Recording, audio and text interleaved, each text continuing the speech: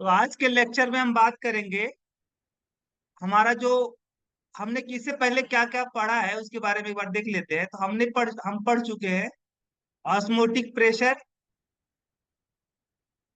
Osmotic pressure हमारा हो गया है। Relative lowering in vapour pressure, lowering in vapour pressure और elevation in boiling point, boiling point. तो हमने चार टाइप के कोलिगेटिव प्रॉपर्टी के बारे में पढ़ा था, जिसमें में से तीन colligative property, three colligative property हम ऑलरेडी पढ़ चुके हैं। तो आज हमारा नेक्स्ट आपका कोलिगेटिव प्रॉपर्टी है depression in freezing point. Depression, depression in freezing point, in freezing point. सबसे पहले हमें बात करना पड़ेगा ये फ्रीजिंग पॉइंट क्या होता है। फ्रीजिंग पॉइंट, तो अगर हम मैं बात करूं फ्रीजिंग पॉइंट को लेकर के, तो हम कहेंगे the temperature, the temperature at which liquid has, the temperature at which liquid vapor pressure, liquid vapor pressure becomes equal to, becomes equal to solid vapor pressure are called freezing point। तो जिस temperature पे liquid का vapour pressure solid के vapour pressure के equal हो जाए, उस temperature को आप क्या बोलते हो? Freezing point. सपोज दैट आपके पास एक पॉट है, उस पॉट में आपका रखा हुआ है वाटर। अब इस वाटर का वेपर प्रेशर होगा कुछ something at room temperature. Water का वेपर प्रेशर होगा किस रूम टेम्परेचर पे? वैसे होता तो रूम टेम्परेचर पे 760 mm होता है आपका वेपर प्रेशर वाटर का। अब मान लो ये वाटर है, ठीक है, जो लिक्विड स्टेट में है। अब वाटर जब सॉलिड स्टेट में होता है तो उसे आप क्या बोलते हो? आइस बोलते हो। तो इस आइस का भी कुछ ना कुछ वेपर प्रेशर होगा, भले ही सॉलिड स्टेट में है, लेकिन इसका कुछ ना कुछ वेपर, ये जो आइस होता है, एक इसका कुछ हिस्सा आइस का वेपर में चेंज होते रहता है। तो इस आइस का भी कुछ ना कुछ वेपर प्रेशर होगा, ठीक है। तो जिस टेम्परे अब अगर सपोज दैट अभी इसका वेपर प्रेशर ज्यादा होगा, क्योंकि लिक्विड स्टेट में है, लिक्विड स्टेट से वेपर में चेंज होना आसान है इन कंपेयर टू सॉलिड से चेंज होना हो वेपर में, ठीक है। लिक्विड से वेपर में चेंज होना आसान होता है, सॉलिड से वेपर में चेंज होना थोड़ा मुश्किल होता है। तो ये जो लिक्विड है इसका कुछ वेपर प्रेशर है। अब इसका सॉलिड का वेपर प्रेशर, जारी सी बात है, जो सॉलिड का वेपर प्रेशर होगा, वेपर प्रेशर ऑफ सॉलिड, वो हमेशा कम होगा किससे? वेपर प्रेशर ऑफ लिक्विड से, ठीक है। क्योंकि लिक्विड के केस में क्या होगा, लिक्विड से वेपर में चेंज होना आसान होगा, तो ज्यादा से ज्यादा लिक्विड वेपर में चेंज होगा, और जितना ज्यादा लिक्विड वेपर में चेंज होगा उतना ज्यादा वेपर प्रेशर डेवलप होगा। अब मैं बात कर रहा हूं कि अब इसको देखो, इस लिक्विड का वेपर प्रेशर मुझे कितना, किसके इक्वल करना है? तो इसी का, इसी मैटर का जो सॉलिड स्टेट होगा, उस सॉलिड स्टेट का जो वेपर प्रेशर होगा उसके इक्वल करना है। सपोज दैट आप एक रैंडम कोई क्वांटिटी चूज करिए, मान लो कि इसका वेपर प्रेशर 760 mmHg है, और इस आइस का vapour pressure suppose that 500 mmHg है। सपोज दैट एक मान लीजिए कि इस सॉलिड का वेपर प्रेशर कितना है? 500 mmHg है, और इस वाटर का वेपर प्रेशर कितना है, 760 mmHg है। तो अब इसके वेपर प्रेशर को आपको घटाना है तो क्या करना पड़ेगा, टेम्परेचर में गिरा, टेम्परेचर आपको कम करना पड़ेगा।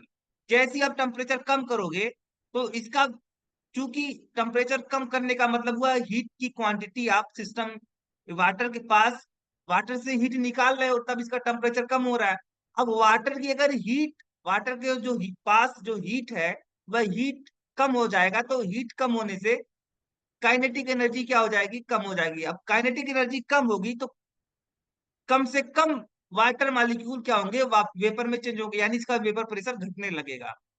तो आप टेम्परेचर गिराते जाइए, जिस टेम्परेचर पे इस वाटर का वेपर प्रेशर इस सॉलिड के वेपर प्रेशर की इक्वल हो जाएगा, उस टेम्परेचर पे लिक्विड किस में चेंज हो जाएगा, सॉलिड में चेंज हो जाएगा। ठीक है, आप छोटे क्लासों में यही पढ़ते थे ना, जिस टेम्परेचर पे कोई लिक्विड सॉलिड में चेंज हो जाता है उस टेम्परेचर को फ्रीजिंग पॉइंट बोलते हो। लेकिन यहाँ पे हम बात करेंगे फ्रीजिंग पॉइंट को लेकर के कि नहीं, जिस टेम्परेचर पे लिक्विड का वेपर प्रेशर सॉलिड की वेपर प्रेशर की इक्वल हो जाता है उस टेम्परेचर को बोलते हो आप फ्रीजिंग पॉइंट। ठीक है, तो अब क्या होने वाला यहाँ पे है कि जिस टेम्परेचर पे ए वाटर का वेपर प्रेशर आइस के वेपर प्रेशर का इक्वल हो जाएगा उस टेम्परेचर को क्या बोलोगे, फ्रीजिंग पॉइंट। अगर प्योर वाटर है आपका तो प्योर वाटर के केस में जो फ्रीजिंग पॉइंट होता है आपको पता है 0 सेल्सियस होता है, 0 सेल्सियस होता है।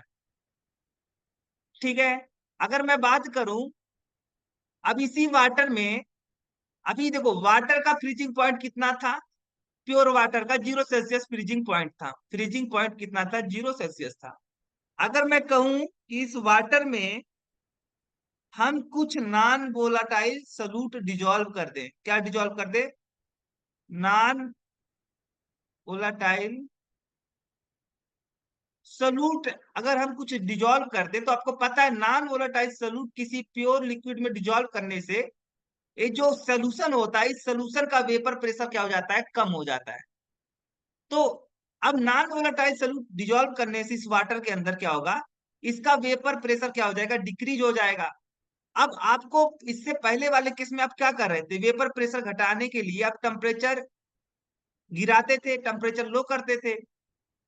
अब यहाँ पे वेपर प्रेशर क्या हो गया, मान लो प्योर वाटर था, प्योर वाटर में जैसे ही आपने नॉन वोलेटाइल सॉल्यूट डिजोल्व किया तो प्योर वाटर का तो 760 mmHg था प्योर वाटर का। अब जैसे नॉन वोलेटाइल सॉल्यूट आपने डिजोल्व किया, इसका मान लो वेपर प्रेशर कितना आ गया, 600 mmHg आ गया। ठीक है, जारी सी बात है, जैसे नॉन वोलेटाइल सॉल्यूट डिजोल्व करोगे तो आप पढ़ेंगे relative lowering in vapour pressure, जिसमें बताया गया था कि अगर आप सॉल्यूट डिजोल्व करते हो, कोई नॉन वोलेटाइल सॉल्यूट डिजोल्व करते हो किसी लिक्विड में, तो उससे क्या होता है, सोल्यूशन का वेपर प्रेशर क्या होता है, कम होता है in compare to pure solvent. तो अभी आपने जस्ट डिजोल्व किया नॉन वोलेटाइल सॉल्यूट, तो इससे क्या हुआ कि इसका वेपर प्रेशर कम हो गया। अब देखो आइस, देखो अब आइस, अब इसको किस में चेंज करना है, सॉलिड में, सॉलिड के वेपर प्रेशर के इक्वल करना है। अब वाटर का जो सॉलिड स्टेट होता है वो आइस होता है, और आइस का आप ही सपोज दैट अभी इससे पहले आपने माना था कि 500 mmHg इसका वेपर प्रेशर है। तो 600 से 500 करने में, 600 mmHg वेपर प्रेशर से 500 mmHg वेपर प्रेशर करने में आपको क्या करना पड़ेगा, टेम्परेचर में कमी लानी पड़ेगी। तो अगर आप बात करते हो कि आप थोड़ा सा भी टेम्परेचर घटाओगे तो जल्दी से क्या हो जाएगा, ये 600 mmHg वेपर प्रेशर 500 mmHg के इक्वल हो जाएगा। तो थोड़ा सा टेम्परेचर गिराने पे आपका क्या होगा, काम चल जा रहा है। और इससे पहले वाले केस में क्या हो रहा था, आपको काफी टेम्परेचर में गिरावट करनी पड़ रही थी। क्यों, क्योंकि प्योर वाटर था, और प्योर वाटर केस में जो इसका वेपर प्रेशर था वो 760 mmHg था, और 760 से mmHg से 500 mmHg करने में मान लो आपको टेम्परेचर में गिरावट करनी पड़ी, सपोज दैट 20 सेल्सियस टेम्परेचर आपको गिराना पड़ेगा। ठीक है, क्या टेम्परेचर कितना आपको कम करना पड़ा, 20 सेल्सियस टेम्परेचर कम करना पड़ा, तब जाकर के ए सॉलिड इसका वेपर प्रेशर क्या हो गया, लिक्विड का वेपर प्रेशर सॉलिड के वेपर प्रेशर के इक्वल हुआ। बट जब आप प्योर वाटर में आप कोई नॉन वोलाटाइल सॉल्यूट डिजोल्व कर दिया, नॉन वोलाटाइल सॉल्यूट डिजोल्व कर दिया, तो अब देखो उससे क्या हुआ कि वेपर प्रेशर ऑलरेडी घट गया। कितना घट गया? घट के कितना रह गया? तो 600 एमएम रह गया, एमएमएचजी। और आपको 600 एमएमएचजी से 500 एमएमएचजी करना पड़ेगा। तो पहले 20 20 सेल्सियस टेम्परेचर गिराना पड़ रहा था। टेम्परेचर में कितनी गिरावट करनी पड़ रही थी? तो 20 सेल्सियस करनी पड़ रही थी। अब इस केस में क्या होगा?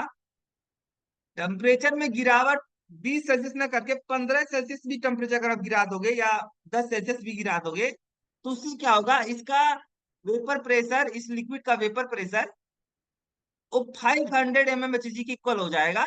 यानी सॉलिड जल्दी जमा हो जाएगा। तो यही है इक्वलिगेटिव प्रॉपर्टी। कैसा था? डिप्रेशन। डिप्रेशन का मतलब क्या होता है? कमी। Freezing point, depression in freezing point, यानी फ्रीजिंग पॉइंट में कमी।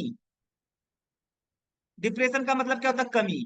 तो कमी कैसे आई? यहाँ पे मैंने बता ही दिया कि नॉन वोलाटाइल सॉल्यूट डिजोल्व करने से क्या हुआ, आपको टेम्परेचर में जो गिरावट करनी पड़ रही है वो कम ही करनी पड़ रही है। उस कम ही टेम्परेचर में गिरावट करने से आपका वाटर सॉलिड में चेंज हो जा रहा है, ठीक है? या वाटर का जो वेपर प्रेशर था वो आइस के वेपर प्रेशर के इक्वल हो जा रहा है, कम टेम्परेचर में गिरावट करने पर, ठीक है? लेकिन ये कब हो रहा है? जब आप नॉन वोलेटाइल सॉल्यूट डिजोल्व कर रहे हो। तो वही बात है कि आप किसी प्योर सॉल्वेंट में नॉन वोलेटाइल सॉल्यूट डिजोल्व करोगे तो उससे क्या होगा? फ्रीजिंग पॉइंट में कमी आ जाएगी। तो मान लो नॉन वोलेटाइल सॉल्यूट डिजोल्व करने से इसका जो फ्रीजिंग पॉइंट है इस मैटर का, इस मिक्सर का, वो कितना है? सपोज दैट इसका फ्रीजिंग पॉइंट टी, मान लो इसका फ्रीजिंग पॉइंट कितना था? तो T F P. F P का मतलब फ्रीजिंग पॉइंट, वो भी नॉट प्योर है ना, प्योर वाटर की बात करो तो यहाँ पे नॉट लगाना पड़ रहा है, ठीक है? तो टी नॉट एफ पी। और इस समय यहाँ पे जब नॉन वोलाटाइल प्योर सॉल्वेंट में आपने ऐड कर दिया, नॉन वोलाटाइल सॉल्यूट आपने ऐड कर दिया प्योर वाटर में, तो इसका जो फ्रीजिंग पॉइंट आ रहा है वो suppose that T F P आ रहा है। तो आपको पता है कि टी एफ पी आपका क्या होगा? अब देखो यहाँ पे 10 सेल्सियस टेम्परेचर गिराने पे, जैसे मान लो कि अभी रूम टेम्परेचर क्या था? 20 सेल्सियस था। तो 20 सेल्सियस से अब 0 सेल्सियस पे ले गए, तब जाकर के क्या हुआ? इसका वेपर प्रेशर सॉलिड की वेपर प्रेशर के इक्वल हुआ। अब इस समय क्या होगा कि रूम टेम्परेचर 20 सेल्सियस, और 20 सेल्सियस से आप 10 सेल्सियस घटा रहे हो टेम्परेचर, तो कितना? 10 सेल्सियस ही, 10 सेल्सियस पे ये वाटर क्या हो जाएगा? जमा जमा हो जाएगा, ठीक है? मतलब जम जाएगा। तो इसका मतलब वो फ्रीजिंग पॉइंट जो बाद में आ रहा है, यानी T F P is greater than T naught F P, यानी प्योर सॉल्वेंट का जो फ्रीजिंग पॉइंट है वो आपका कम है in compare to freezing point of pure solvent, ठीक है? तो यहाँ पे आप अगर बात करते हो कितना डिप्रेशन आया फ्रीजिंग पॉइंट में, तो T F, delta T F, F का मतलब होगा फ्रीजिंग पॉइंट में कमी। डेल्टा है, डेल्टा का मतलब होता है चेंज। डेल्टा का मतलब क्या होता है? चेंज। तो फ्रीजिंग पॉइंट में कितना चेंज आया? तो पहले कितना था, अब कितना है? तो किसका ज्यादा है? बाद में ज्यादा है। जब नॉन वोलाटाइल सॉल्यूट आपने डिजोल्व किया तो फ्रीजिंग पॉइंट ज्यादा है, यानी T F P minus T F P not, ठीक है? तो ये होगा आपका डिप्रेशन इन फ्रीजिंग पॉइंट, ठीक? अगर आप बात करते हो कि depression in freezing point delta T F किसके प्रोपोर्शनल होता है, तो delta T F proportional to molality of solute, molality of solute, solute, molality of solute. तो जितना ज्यादा आप सॉल्यूट डिजोल्व करोगे किसी प्योर सॉल्वेंट में, उतना ज्यादा क्या आएगा? आपका फ्रीजिंग पॉइंट में कमी आएगी। यहाँ पे अगर मैं कहूं कि इस प्रोपोर्शनल साइन को मैं हटा दूं अगर, तो यहाँ पे मैं एक कांस्टेंट इंट्रोड्यूस करूंगा जिसे मैं रिप्रेजेंट करूंगा के एफ से। और यहाँ पे मोलरिटी ऑफ सॉल्यूट आपका रहेगा, मोलरिटी ऑफ सॉल्यूट। ठीक है। अब मोलरिटी ऑफ सॉल्यूट आप जानते हो क्या होता है, तो मोलरिटी किसी भी सोल्यूशन की जो मोलरिटी होती है वह यह बताती है कि सोल्यूशन के 1 kg सॉल्वेंट में कितना मोल सोल्यूट डिजोल्व है। यानी इसका जो फार्मूला होता है, आप बेसिक आप केमिस्ट्री में ऑलरेडी पढ़ चुके हो कि small w into 1000 multiply divide by small m into capital W के F इजिकल टू क्या आपका आने वाला है, स्मॉल w इंटू 1000 और divide by small m into capital W। तो ये क्या आने वाला है, डेल्टा टी एफ आने वाला है। ठीक है। यानी डिप्रेशन इन फ्रीजिंग पॉइंट क्या आ रहा है आपका, के F into small w into 1000 divide by small m by capital W। अब यहाँ पे मुझे जो मैं इंट्रोड्यूस किया हूँ के एफ, उसको मैं डिस्क्राइब करता हूँ। तो के एफ क्या होता है, तो मोलर डिप्रेशन कांस्टेंट। के एफ क्या है, तो molar depression constant, molar depression constant. ठीक है। मोलर डिप्रेशन कांस्टेंट, या इसी को क्या बोलते हो, क्रायोस्कोपिक कांस्टेंट भी बोलते हो। मोलर डिप्रेशन कांस्टेंट को ही आप क्या, दूसरा इसका नाम है क्रायोस्कोपिक कांस्टेंट, क्रायोस्कोपिक कांस्टेंट। तो एक क्रायोस्कोपिक कांस्टेंट यानी मोलर डिप्रेशन कांस्टेंट कैसे आप डिफाइन करोगे, तो अगर मान लो let small w equal to, या आप एक क्वांटिटी देखिए, एक क्वांटिटी दिस इज मोल, क्या है, ये मोल है। तो मान लो small w by small m यानी number of mole of solute, number of mole of solute equal to 1 mole. और जो कैपिटल W है यानी वेट ऑफ सॉल्वेंट, वो कितना है, सपोज दैट 1 kg है। क्या है, 1 kg। तो यहाँ पे delta T F equal to क्या हो जाएगा, के एफ इंटू 1। ठीक है। और अच्छा, यहाँ पे अगर मैं कहूं कि ए, यहाँ पे आप किस में रखोगे, ग्राम में। ठीक है। 1 kg, 1 kg का मतलब 1000 kg, सॉरी 1000 ग्राम। तो यहाँ पे 1000 आ गया आपका। दो small w upon small m की वैल्यू क्या थी, 1 थी। ठीक है, 1 थी। और यहाँ पे 1000 ग्राम। ठीक है। तो इससे क्या हुआ, 1000 से 1000 कट गया, और क्या आपका delta T F equal to K F आया। यानी मोलर डिप्रेशन कांस्टेंट को हम कैसे डिफाइन करेंगे, तो ऐसे बोलेंगे कि molar depression constant, molar depression constant is equal to depression in freezing point, depression in freezing point, depression in freezing point when 1 mole solute are dissolved in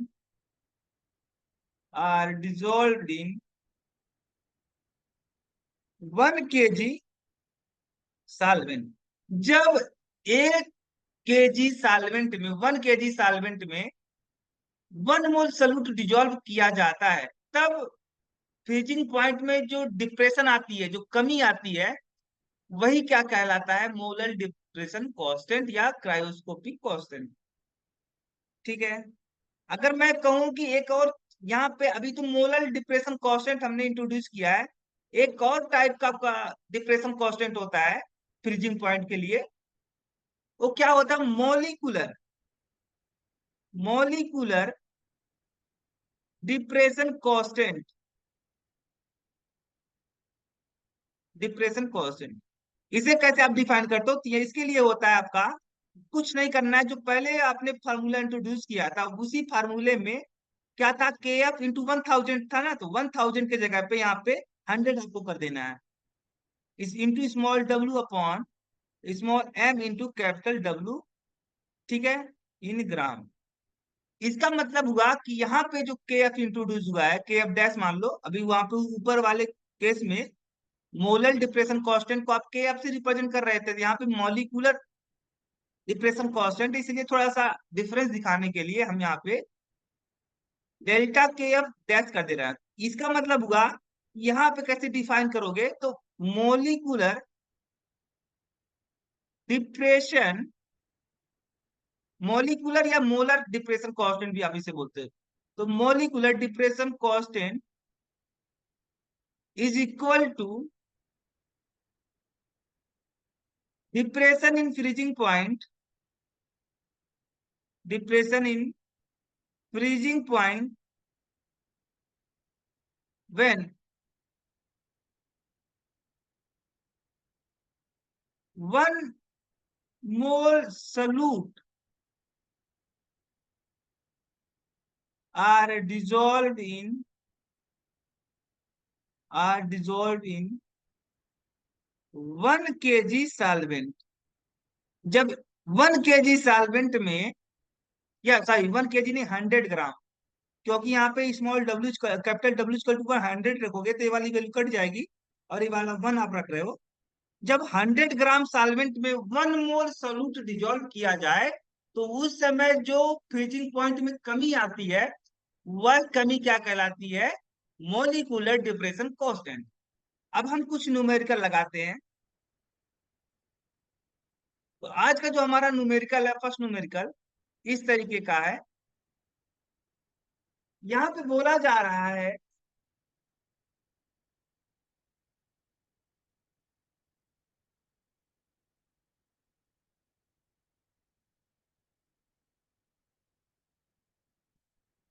on dissolving, on dissolving 13.6 gram of A substance,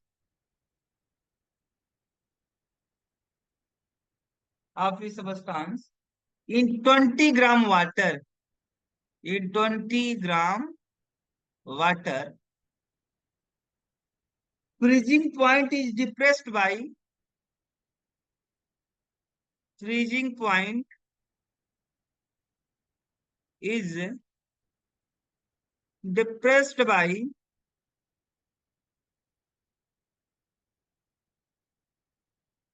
3.7 Celsius. Calculate, calculate the molecular mass of solute. Calculate the molecular mass of solute. ठीक है। Molar depression constant जो दिया है, molar depression constant वो क्या दिया है, 1.863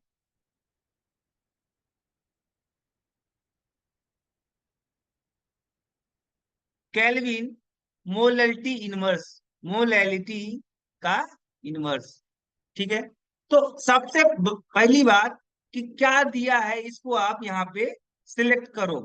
तो गिवन क्या क्या दिया है, क्या बोल रहा है, कह रहा है कि 13.6 ग्राम सबस्टांस डिजोल्व किया जाता है। तो यानी डिजोल्व करने क्या डिजोल्व किया जा रहा है, एक सबस्टांस डिजोल्व किया जा रहा है जिसकी क्वांटिटी कितनी है, 13.6 ग्राम। यानी सल्यूट की क्वांटिटी कितनी दी है, स्मॉल डब्ल्यू इक्वल टू 13.6 ग्राम।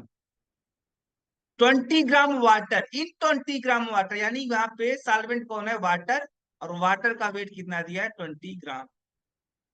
और कह रहा है कि फ्रीजिंग पॉइंट में जो डिप्रेशन आ रहा है, जो डिप्रेस हो रहा है, वो कितने से हो रहा है, 3.67 सेल्सियस से हो रहा है। यानी delta T F is equal to 3.7 Celsius. क्या कैलकुलेट करने को बोला, मॉलिक्यूलर मास ऑफ सोल्यूट।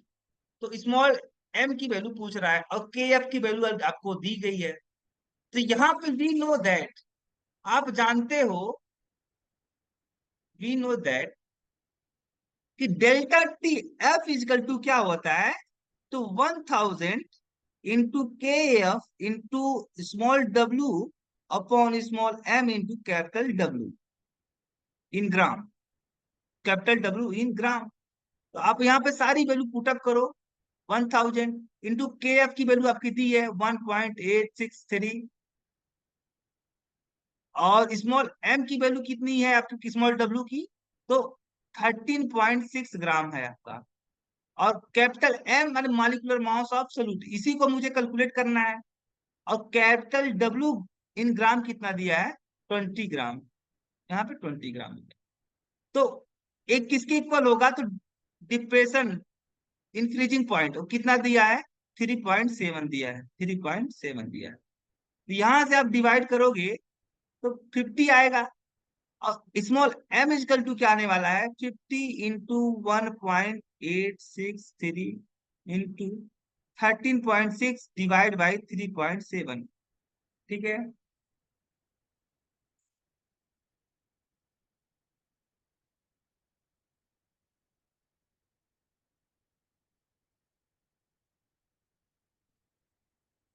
तो यहां से आप एम की वैल्यू कैलकुलेट करोगे, एम की वैल्यू, तो एम की वैल्यू आने वाली है 342.4। अब मॉलिक्यूलर मास किसमें होता है, ग्राम पर मोल। ठीक है, तो this is your answer for this given question. अब हम एक क्वेश्चन और इसी पे लगाते हैं, डिप्रेशन इन फ्रीजिंग पॉइंट पे। तो क्वेश्चन नंबर 2 क्या बोला, on dissolving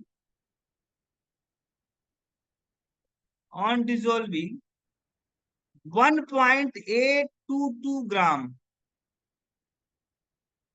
of an organic organic compound, organic compound, molecular molecular mass भी दे दिया है, मॉलिक्यूलर मास कितना दिया है, 155, 155 in 100 gram benzene. Value of depression, value of depression of freezing point, of freezing point, freezing point is 0.60 Celsius. Calculate the value of molar depression constant, calculate the value of molar depression constant, molar depression constant of benzene. ठीक है, तो क्या बोल रहा है, on dissolving इतना gram of an organic compound, यानी इसका मतलब हुआ कि यहाँ पे जो सोल्यूट की क्वांटिटी दी है, डिजॉल्व किया जा रहा है किसको, ऑर्गेनिक कंपाउंड को, जिसकी क्वांटिटी कितनी है, इतना है। यानी वेट ऑफ सोल्यूट कितना दिया है, इतना ग्राम दिया है। सॉल्वेंट कौन है, तो सॉल्वेंट आपका बेंजीन है। अच्छा, ऑर्गेनिक कंपाउंड का मॉलिक्यूलर मास भी दिया है, तो मॉलिक्यूलर मास यानी स्मॉल एम, भाई सोल्यूट है इसलिए हम स्मॉल एम लिख रहे हैं, 155 इन 100 ग्राम बेंजीन, यानी वेट ऑफ सॉल्वेंट कितना दिया, 100 gram. Value of depression of freezing point is इतना, यानी जो फ्रीजिंग पॉइंट में कमी आ रही है, डिप्रेशन इन फ्रीजिंग पॉइंट वो कितना आ रहा है, 0.60 आ रहा है। Value of molar depression constant मुझे कैलकुलेट करना है बेंजीन के लिए। अच्छा, ये जो डिप्रेशन मोलर डिप्रेशन कांस्टेंट होता है के एफ, वो किस पे डिपेंड करता है, तो सॉल्वेंट के नेचर पे डिपेंड करता है। तो साल यही कह रहा है इसलिए कि बेंजीन के लिए ये जो मोलर डिप्रेशन कांस्टेंट हो है, उसको हम मुझे कैलकुलेट करना है। तो आप जानते हो कि delta T F equal to कितना होता है, तो 1000 into K F into small W upon small M into capital W. तो 0.60, 1000 इंटू के एफ के एफ की वैल्यू कितनी है यहाँ पे, तो के एफ की वैल्यू है आपकी, मुझे कैलकुलेट करना है। स्मॉल डब्ल्यू कितना दिया है, तो 1.822, और डिवाइड बाई स्मॉल एम की वैल्यू कितना दिया है, 155 दिया है, और कैपिटल डब्ल्यू कितना दिया है, 1000 दिया है। ठीक है, नहीं 100 ग्राम दिया है, सॉरी। बेंजीन की क्वांटिटी कितनी दी है, 100 ग्राम। यहां से आप डिवाइड करोगे 10 आएगा। ठीक है, और के एफ की वैल्यू क्या निकल के आएगी, 18.22 डिवाइड बाई 0.60 इंटू 155। ठीक है, तो के एफ की वैल्यू कितनी आएगी यहाँ पे, इसकी वैल्यू आएगी आपकी